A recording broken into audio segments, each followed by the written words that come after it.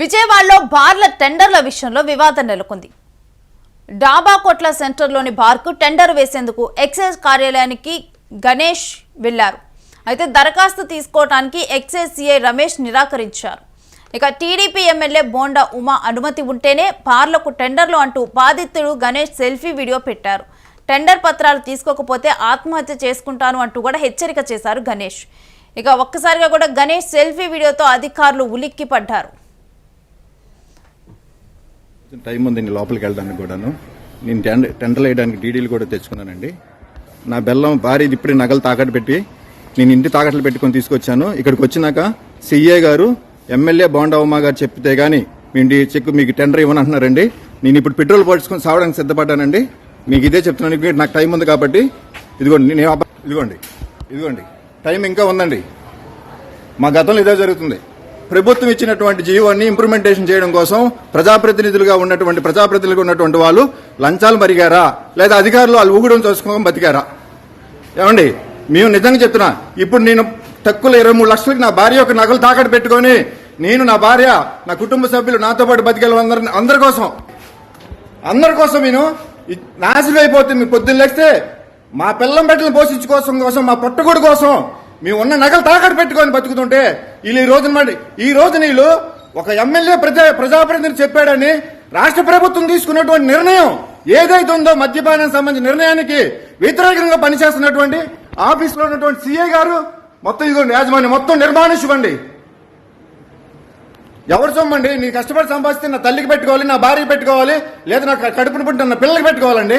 మేమే ప్రభుత్వం ఇచ్చిన జీవో కూడా ఇంప్లిమెంటేషన్ చేయడం చేతకానప్పుడు ఎందుకంటే జీవోలు ఇంప్లిమెంటేషన్ చేతకానప్పుడు ఎందుకండి జీవోలు వదిలి మమ్మల్ని నాశనం చేయడం కోసమా?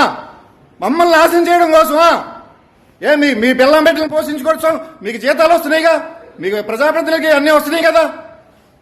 నేను ఇంకొక 10 నిమిషాల్లో నా యొక్క టెండర్లు తీసుకోవచ్చు చెప్తున్నానండి. ఇక్కడే పెట్రోల్ తీసుకొని పోసుకొని చేస్తానండి. దాన్ని నా సాగు కారణం రేపొద్దున నిజంగా చెప్తున్నా. నేను బతకడం కోసం లక్షలు పెట్టుబడి వ్యాపారం చేస్తున్నా, కానీ ఈ రోజున నా సాగుకి ఇప్పుడే కారణం ఏంటో చూపిస్తానండి. విజయవాడ నేను ఒక బారు అంటాను.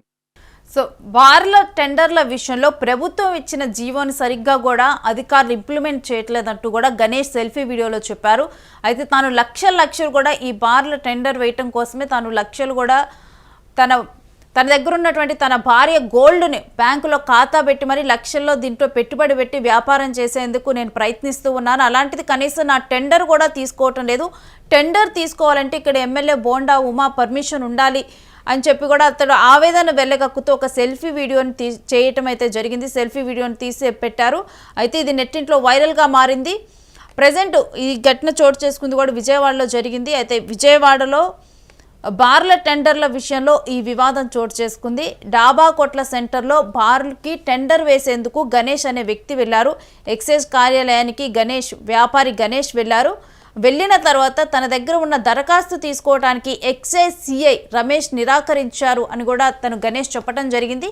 టీడీపీ ఎమ్మెల్యే బోండా ఉమా అనుమతి ఉందా అని అడిగి అనుమతి ఉంటేనే తీసుకుంటాము అని చెప్పి కూడా వారు అంటున్నారు.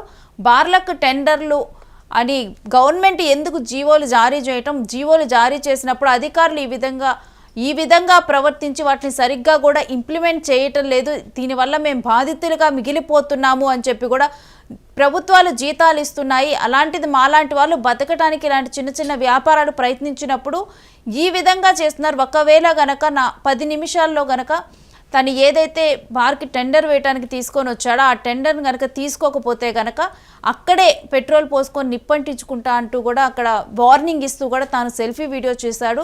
అయితే గణేష్ సెల్ఫీ వీడియో చేయటం చూసిన వాళ్ళు కూడా ఒక్కసారిగా అవాక్ అయిపోయారు.